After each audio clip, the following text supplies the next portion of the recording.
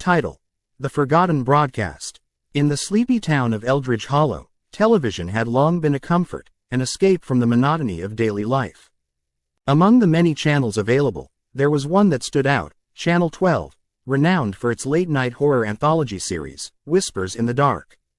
It was a show that had amassed a cult following, even if some of its episodes were never aired due to their unsettling nature. Rumors circulated that a stash of unaired episodes existed somewhere in the network's archives, but every attempt to access them had ended in failure. Emily Landers was a tenacious 20-something, a budding filmmaker who had grown up watching Whispers in the Dark with her grandmother. She adored the show's ability to invoke fear through intricate storytelling and haunting visuals. However, her obsession ran deeper. It wasn't merely entertainment to her. Emily sought the mystery behind the lost episodes, a series the station had deemed too dangerous for broadcast. One damp June evening, after months of inquiries, she received an anonymous tip via a cryptic email. It claimed that an old film reel containing the unaired episodes was locked away in a forgotten room in the Channel 12 building. The message warned her that the station's history was wrapped in a veil of darkness, and those who sought the truth had seldom emerged unscathed.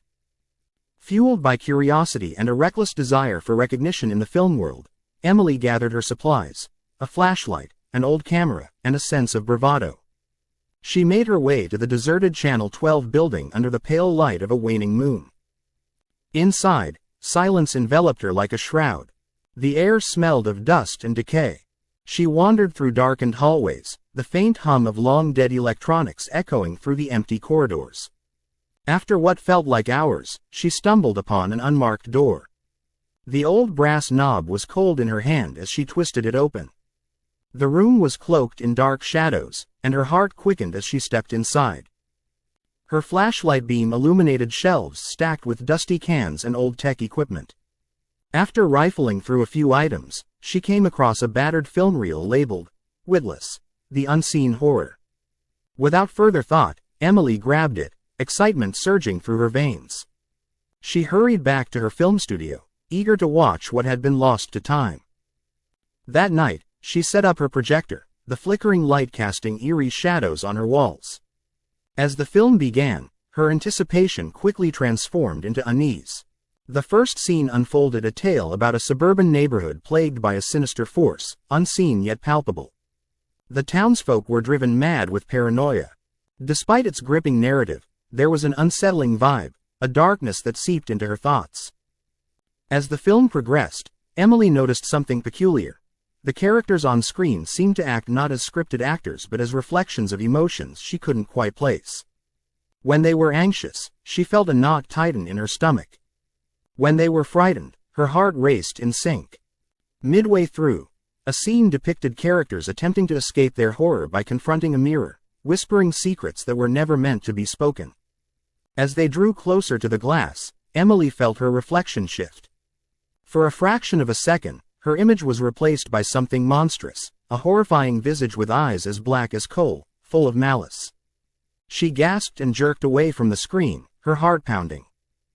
Shaken, she pressed onward, telling herself it was just a trick of the light, until the final scene played out.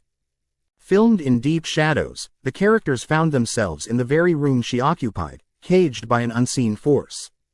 They trembled, begging the audience for help, their pleas echoing unnaturally through her living room. Suddenly, the projector sputtered and dimmed, plunging her into darkness. Panic clawed at her insides. She scurried for her flashlight, but when the beam finally penetrated the gloom, she froze. The room had changed. It felt smaller, encroaching upon her like the very terror she had just witnessed. The characters from the film appeared now, their ghastly faces twisted into agonized expressions. They reached out, fingers stretching, and with a jolt, they converged on her, a collective scream vibrating in the air.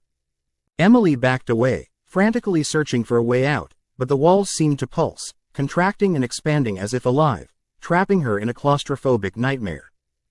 "Help us," they whispered, their voices blending with her own fears, until she could no longer distinguish her thoughts from theirs.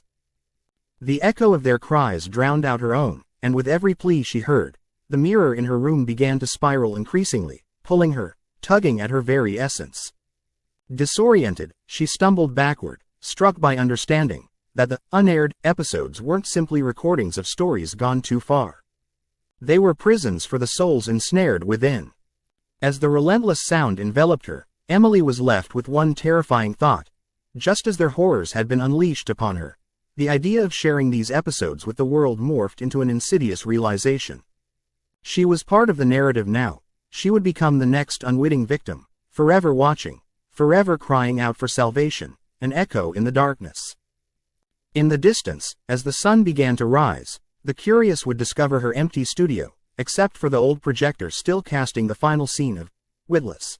The unseen horror, the reel running endlessly, whispering the secrets of a horror that should have remained concealed.